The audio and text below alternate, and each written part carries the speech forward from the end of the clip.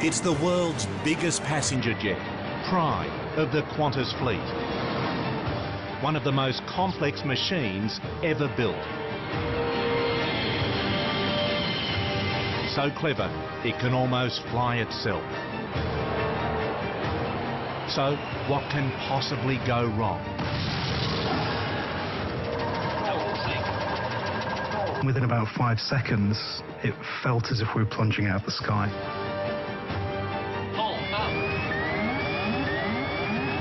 The unthinkable is happening.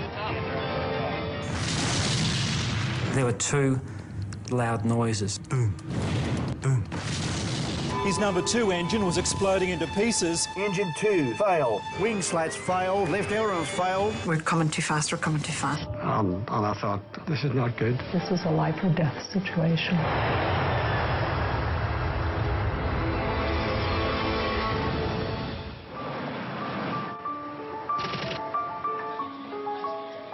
Changi Airport, Singapore. The conditions were perfect to go flying. Captain Richard de Crespigny and his team are about to fly Qantas Flight 32 on the second leg of its journey from London to Sydney. I'm leaving family, I'm leaving my sisters there. Rosemary and Larry Hegarty on their way home to Australia after a holiday in Ireland. But then my family here, my boys and my husband are here, so it's always a great pull for me as to where I want to be. Their plane is an Airbus A380, 500 tonnes of advanced materials and electronics. 4 engines, 2 decks, more than 500 seats. The biggest passenger plane ever to fly. The first Super Jumbo. It is the latest technology. It's the derivation of 100 years of aviation. At the time, there are 39 A380s in service around the world. Qantas has 5 of them. This aircraft was the first one Qantas had taken delivery of and was named in honour of the Australian aviation pioneer Nancy Bird Walton. Despite its size, it only needs 3 human flight crew. Because at the heart of the A380 is an all-powerful computer system which does all the flying for them.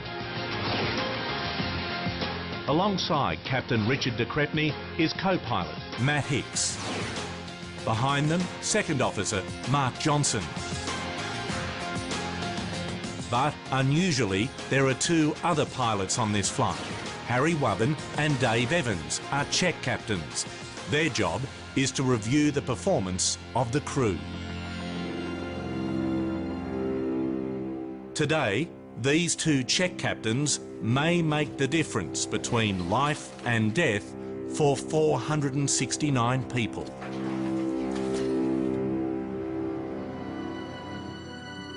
Before we took off, he said to me, "You're happy? Everyone happy?" I said, "Yep, just don't crash." Qantas Flight 32 lifts off from Changi Airport just before 10 a.m.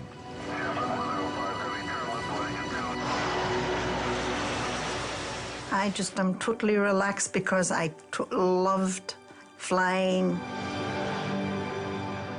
Everything is running smoothly on the Whisper Quiet Megajet as it climbs into the skies above Singapore.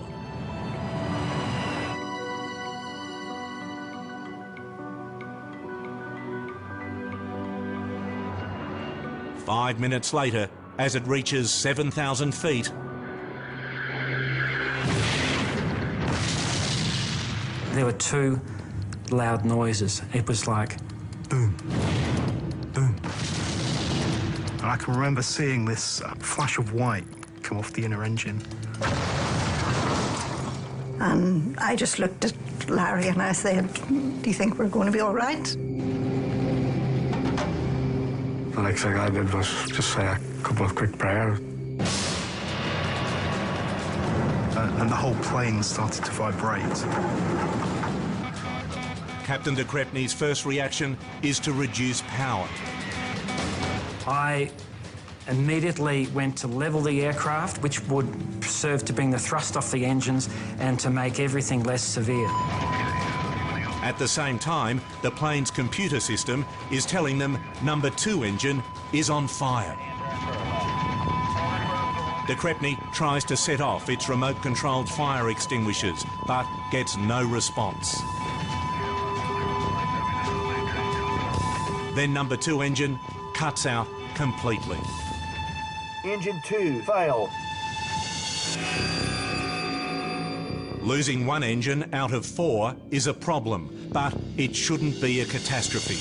The plane's computerised flying system is programmed to manage just such a situation.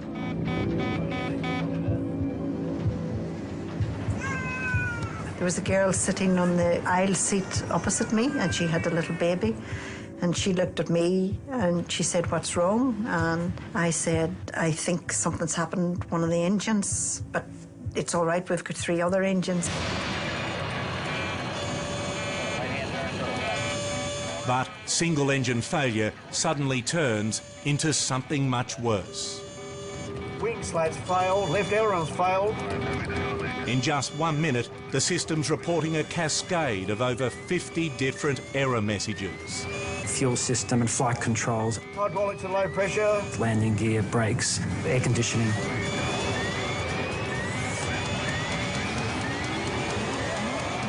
And now the problem with number 2 engine starts spreading. Engine 1 in degraded mode. What I wasn't expecting to see was 2 other engines in less than normal condition. Engines 1 and 4 are still working, but the computer system is warning the pilots it can no longer fully control them. When you get a systems failure with an aircraft as sophisticated as the A380, if it's a big systems failure, the computer starts telling you everything that's wrong. And in the case of the Qantas flight, there were an awful lot of things that were suddenly wrong. Qantas Flight 32 is now in deep trouble. It's becoming clear the explosion has caused a massive failure of the A380's onboard computer system, and that means the plane can become virtually unflyable. 469 lives now hang in the balance in a battle of man over machine. Qantas Flight 32 is in a world of trouble. An explosion has already taken out 1 engine. Now the onboard computer system, which the pilots rely on to fly the plane, has suffered a massive failure. One of the worst things that can happen to an aircraft, and recent history has shown just how disastrous that can be.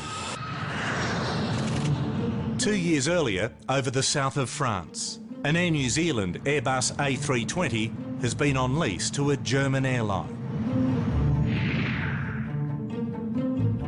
It's now on a short test flight before being handed back to its owner.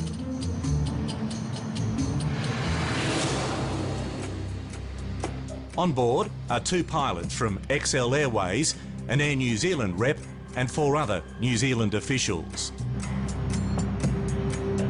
Just like its bigger cousin, the A380, the A320 is flown by highly sophisticated computerised systems.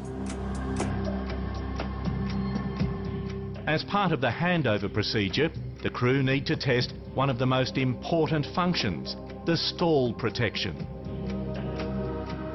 The A320 is designed never to stall. If its computer systems detect the plane is flying too slowly, they should automatically tilt the plane's nose downwards, power up the engines and accelerate out of the stall. That's the pitch. Pilot Keipel starts the test. The quickest way to stall an aeroplane is to slow it down and to point the nose up. It's a tricky bit of flying. Deliberately stalling an aeroplane is not kid stuff. This is a potentially dangerous test, normally carried out at 14,000 feet. But as the crew are heading back down towards the airport, they decide to do the test at just 4,000 feet. We're still reducing the speed. Golf Lima 888 Tango. As the nose comes up, pilot Keipel expects the computer system to take control. The crew was just waiting for the protections to trigger. The speed continues to drop. The plane gets slower and slower. But still, the computer system does nothing.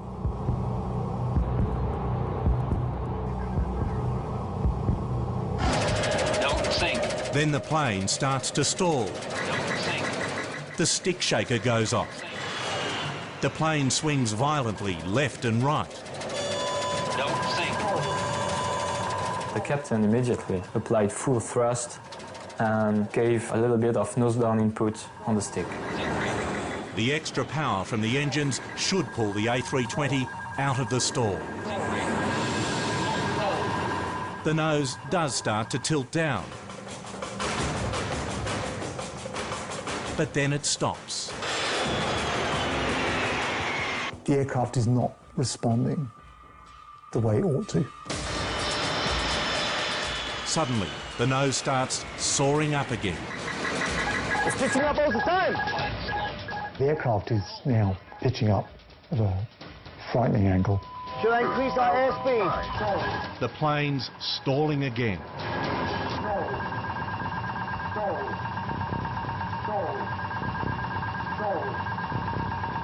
The airplane runs out of lift.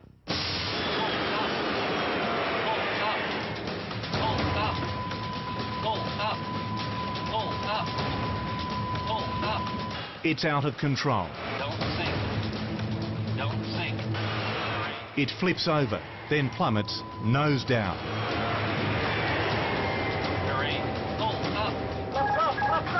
At 4,000 feet, the pilot has no time to recover. Caution, terrain. The plane simply runs out of sky. Terrain. Caution, terrain.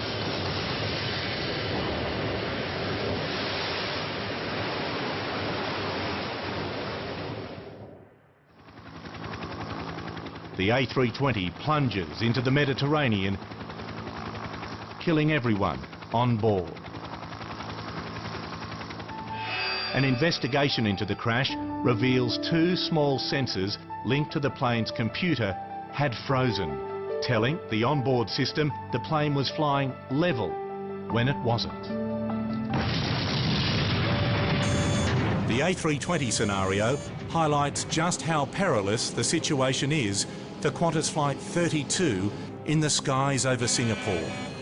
The pilots are facing something much worse than a faulty sensor. Engine 2, fail.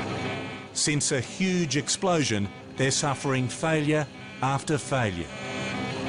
Wing slats failed, left ailerons failed. Just 6 minutes after takeoff, they have one engine dead, two others only working manually. Engine 1, integrated mode. The computer's bringing up an endless stream of warnings. Engine 4, degraded mode. The warnings start to contradict each other. The crew now realise their worst fear. The all-powerful computer system can no longer control the plane. November 4, 2010. Minutes after taking off from Changi Airport in Singapore, Qantas Flight 32 is in grave danger. An explosion in the number 2 engine has had a catastrophic effect on the plane's computer system. I had my thumb up most of the time, just cancelling the bells. You can't think with a bell ringing on top of your head. The crew struggle to understand what's going on. None of them have trained for total systems failure. Individually, everything was manageable, but we don't necessarily practice everything at once. Wing slats failure. Without the computer system to help them, the plane's almost unflyable. There's a danger the 3-man crew will be overwhelmed.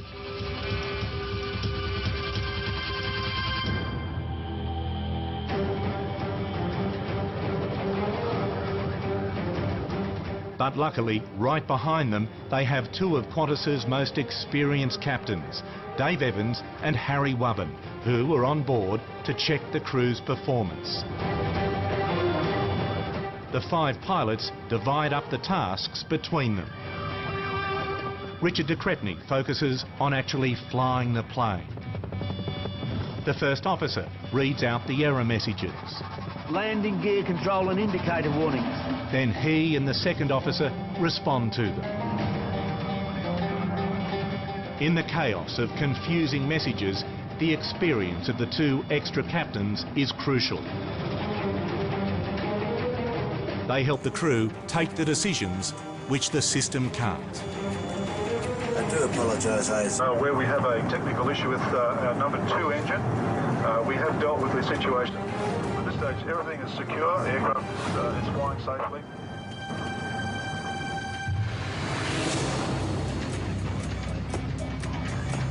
Richard de Crespigny realises he has to get the plane down on the ground as quickly as possible.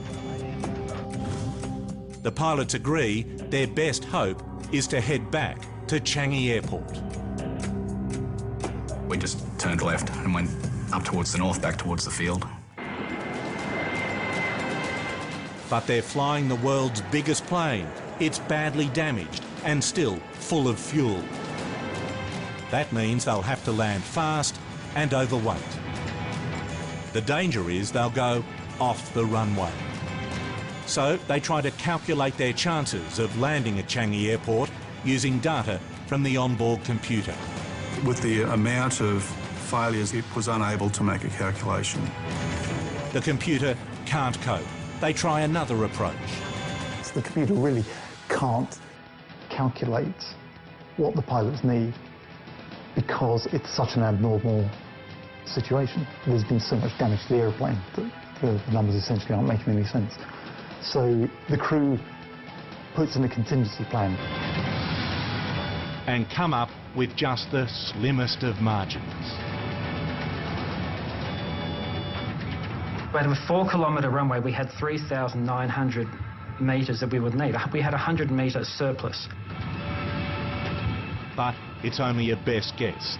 If they're right, the landing's going to be incredibly tight. If not, it could be a catastrophe. Aircraft don't travel over rough ground. If it goes off the end of the runway, then you're looking at the risk of fuselage breakup, fuel leak, fire. Write your own scenario in terms of how bad it could be. Even getting the plane onto the runway is going to be a huge challenge. With the computer system overwhelmed, they've lost many of the controls they need to steer the A380. The Qantas pilots are facing challenges that have had disastrous consequences in other incidents. 20 years earlier, a crew coming into land in Sioux City, Iowa, had to deal with a similar crisis.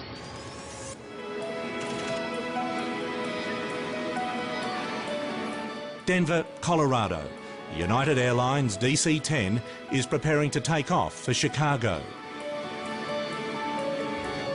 The crew have no idea that this flight will turn them into aviation heroes. Al Haynes is captain of Flight 232. Okay, starting checklist. Battery switch. Check. Bill Records, first officer. The weather was good. The flight was anticipated to be normal. Standby power selector. Check. Dudley Dvorak, flight engineer. Hydraulic system. Hydraulic system good.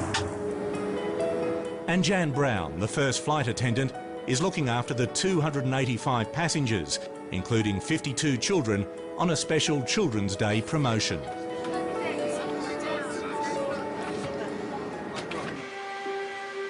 Thank you, Tara. Have a good day. Okay, gentlemen, here we go.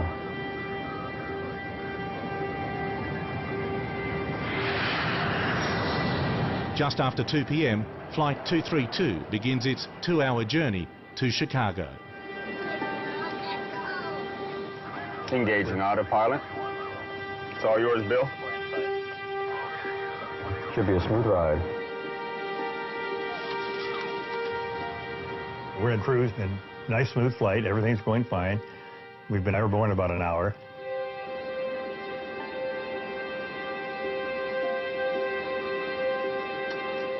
Well, it was one of those extraordinarily beautiful July days. Things were going smoothly. I had expedited the service because Al had said that we might have a little turbulence before we arrived in Chicago.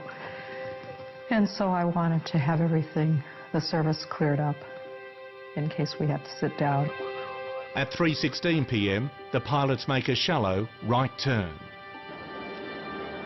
I was in the economy section picking up trays. Went out of the blue. Suddenly, the tail-mounted engine explodes. It started literally with a bang, shook the airplane and vibrated the instrument panel. We have to determine what's wrong.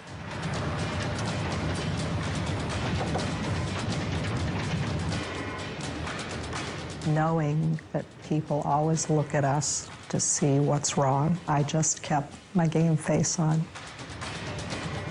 I see a woman holding a small boy on her lap.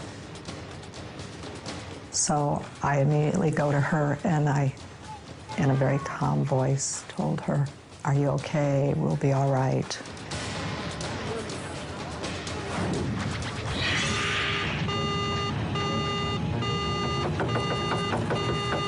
Number 2's gone. Just like on Qantas Flight 32, losing one engine out of 3 shouldn't be a problem. You just shut the engine down and go on with your flight. Ladies and gentlemen. We hear the cockpit announcing that we've lost an engine, and we still have 2 engines. We'll be all right.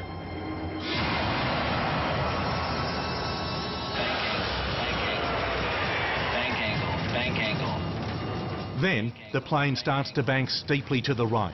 They try to correct it, but it doesn't work. Bank angle, bank angle, bank angle, bank angle. The pilots now realise they're facing much more than single engine failure. System 1, 0 pressure. Engine 2 on fire. I've got it, Bill. System 2, 0 pressure.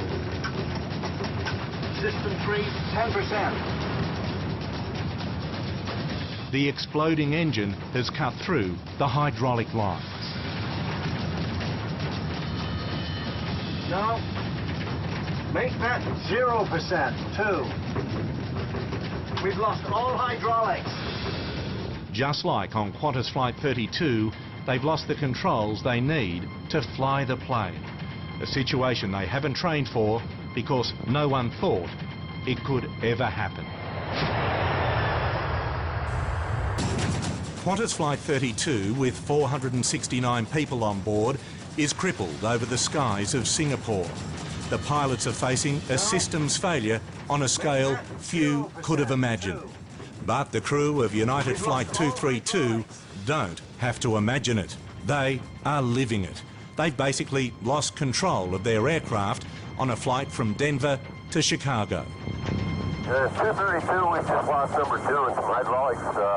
Airplane is emergently controllable here. We've been told that this cannot happen. This is an impossibility because of the way that the airplane is designed. It took us a while to realize we have nothing. All we had were the throttles, the power. And that's something we don't train for, so we don't really know how to handle that.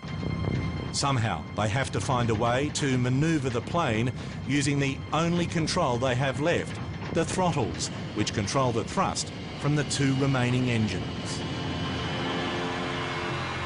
We're not told how to fly the airplane without hydraulics because you can't lose them. So you never practice it, you never drill it. It was completely foreign to us.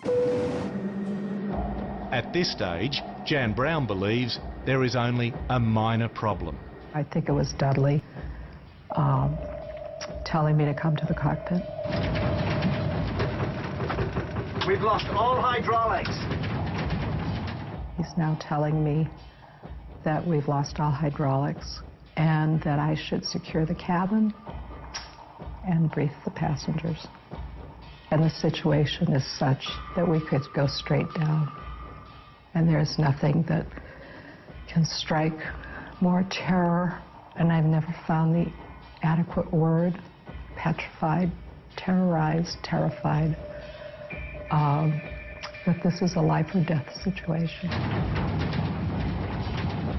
And I'm just hit with the enormity of the crisis. It just made my blood run cold. And my first thought is, oh, please, God, let me be someplace else.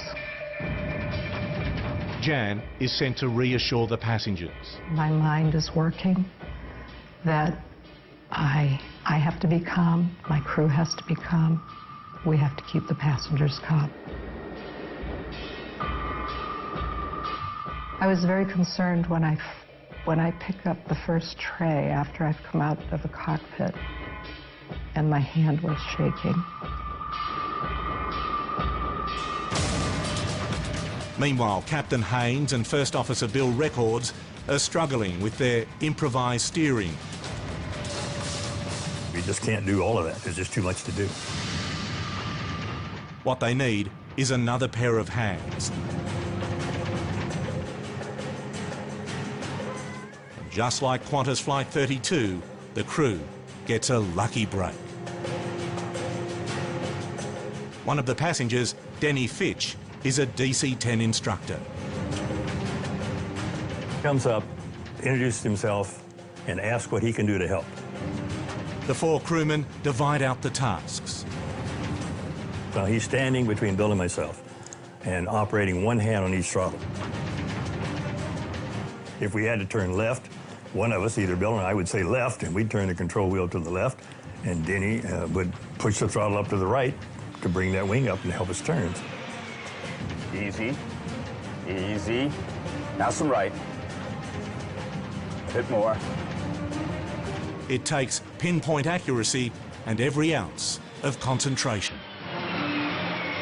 We're not thinking about crashing, we're not thinking about burning, we're not thinking about how we're going to do when we get close to the ground. The main thing is take one step at a time. Okay, now some right. Gradually, they bring the plane back under control. The question is, can they land?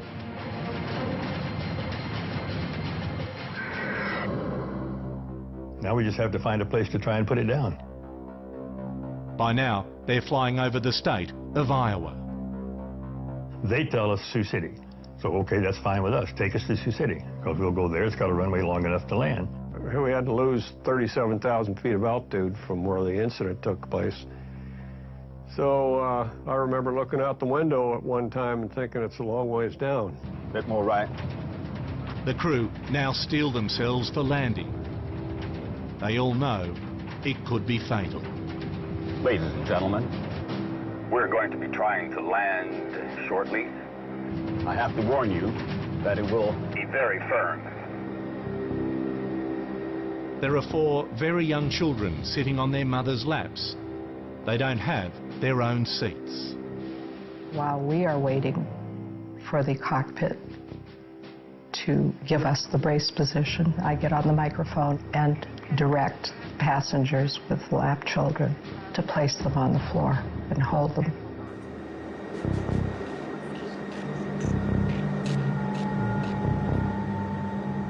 I'm saying this and I'm thinking to myself, this has to be the most ludicrous thing I've ever said in my life.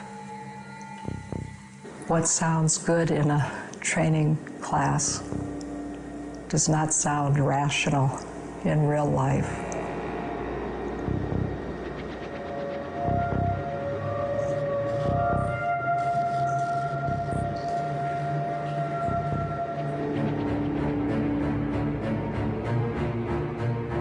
When we were approaching final, I was feeling both relief and quite a bit of apprehension at the same time.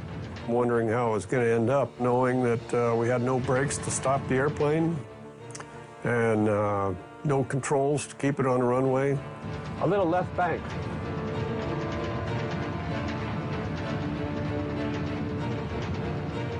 We were descending way too fast.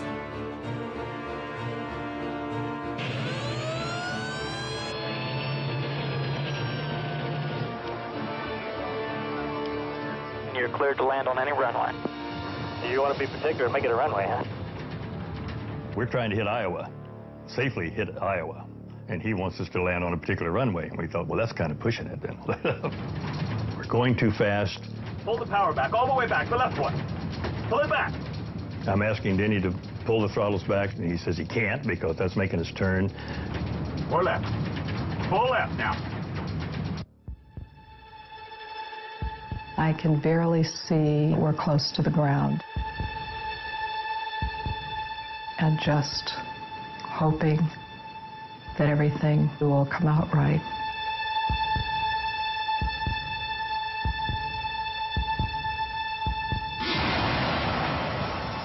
Right engine rolled us to the right.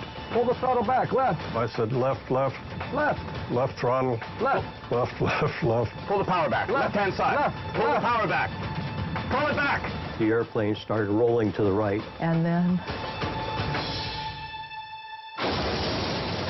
we smash into the earth.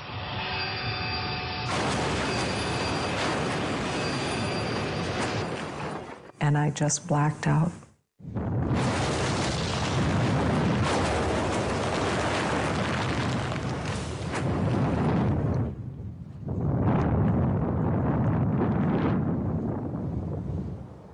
Flight 232 finally comes to a halt in a field alongside the runway. I can hear Bill talking to Denny, and I can hear Dudley, and there's no other sound. It's completely quiet. The 4 crew in the cockpit survive. So does Jan Brown. But out of the 296 people on board, 111 perish.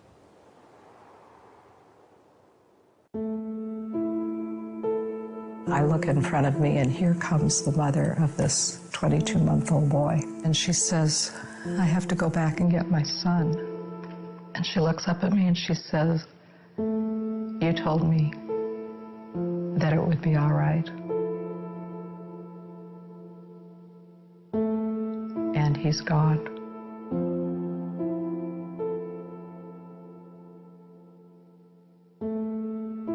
I'm thinking, I'm going to live with this the rest of my life. Incredibly, there are 185 survivors. But for QF-32, the danger is far from over. Somehow, Captain de Crespigny and his crew have to land the world's largest passenger jet, rendered virtually unflyable by a massive computer failure. Qantas Flight 32 from Singapore to Sydney prepares for an emergency landing at Changi Airport. Engine 1 integrated mode. The plane's computer system is in meltdown. They have lost almost all the flight controls. Yet somehow the crew have to find a way of bringing the giant Airbus A380 down safely. 469 lives on board are at risk. I thought about my wife and kids for a while. So I better do a decent job here, otherwise I'm not coming home.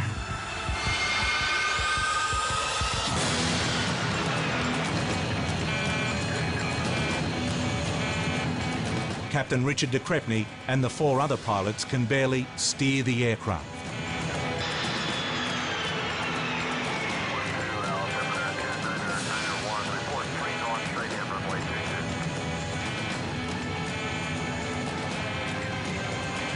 And when the engine's exploded, the debris from that engine has gone through the wing. It's severed electrical lines, it's severed hydraulic lines. So to lose those systems is quite critical as to how much control the crew can exercise over the airplane. Worse still, it's full of fuel. It's 50 tonnes heavier than its safe landing weight. I had to be as gentle with the aircraft as I could. Being gentle is incredibly difficult. Normally, the computer system controls the plane. But without it, it's hard to correct the slightest roll to left or right. And damaged wing slats make it difficult to slow the plane down for landing. controlling the airspeed is going to be an immense challenge. So Captain Richard de Crespigny adopts the same solution as the pilots on the United Airlines flight. He's going to use his engine throttles to manoeuvre. Number 2 engine is dead, but he still has limited thrust from numbers 1 and 4. So he sets them at equal power. This should stop the plane from rolling left or right.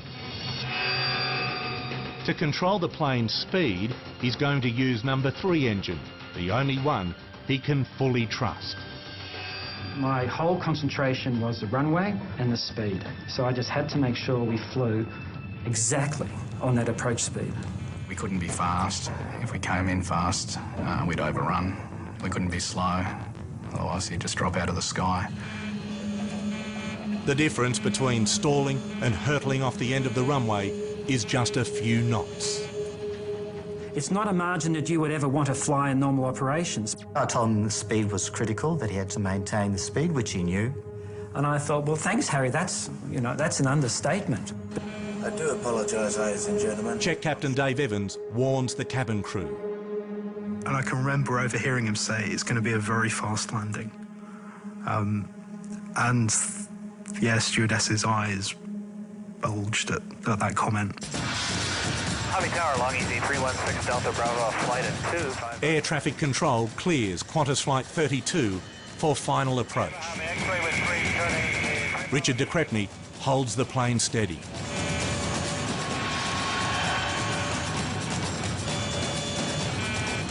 At just 500 feet, the stall warning goes off. They're flying too slow, but it's too late to pull out. So I pushed up the number 3 thrust lever and the stall warning went away. Their speed, though, is still a problem.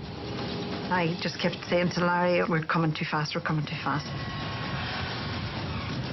As soon as we hit the ground, the plane just veered slightly to the right. And I thought, oh, this is not good. Just didn't seem as if we were slowing down. We were just going such a high speed the whole time.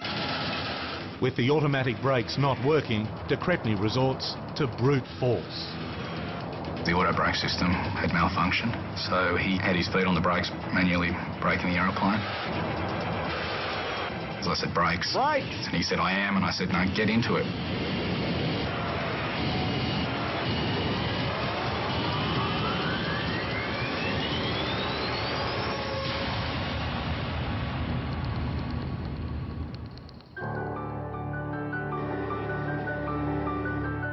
They finally come to a stop just 100 metres from the end of the runway. There's an enormous sense of relief when it pulled up and we parked the brake. Everybody just clapped. It was just sheer relief, even though, as I say, it was a bumpy landing, but it was just sheer relief.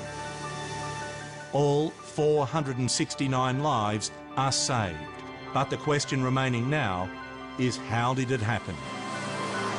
What caused such a monumental systems failure on the world's most advanced passenger aircraft?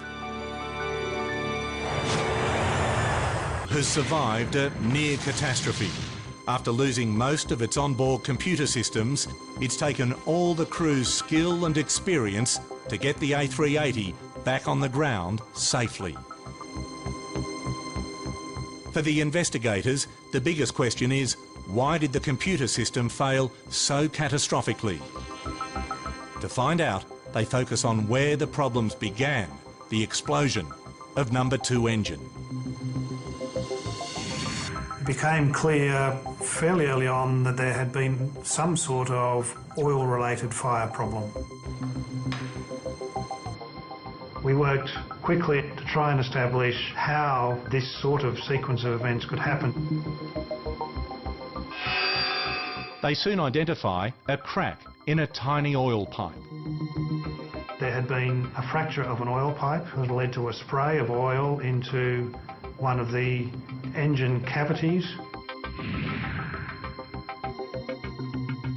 The investigators now realise the oil caught fire, causing the engine's turbine disc to explode. This sent lethal debris hurtling through the wing faster than the speed of sound. Even this violent impact shouldn't have overwhelmed the A380's advanced control systems. Systems are designed with backup against those sorts of instances. But the explosion caused massive damage to the computer system itself. Slicing through crucial wiring and hydraulic lines, the computer couldn't cope.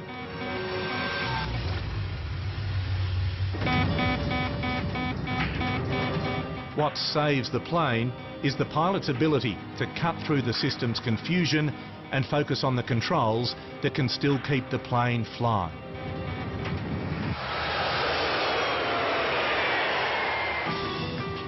There's no doubt, automatic systems make today's planes safer and easier to fly. But Qantas Flight 32 shows that there is a limit to what systems can do. And when the system fails, the crew are on their own.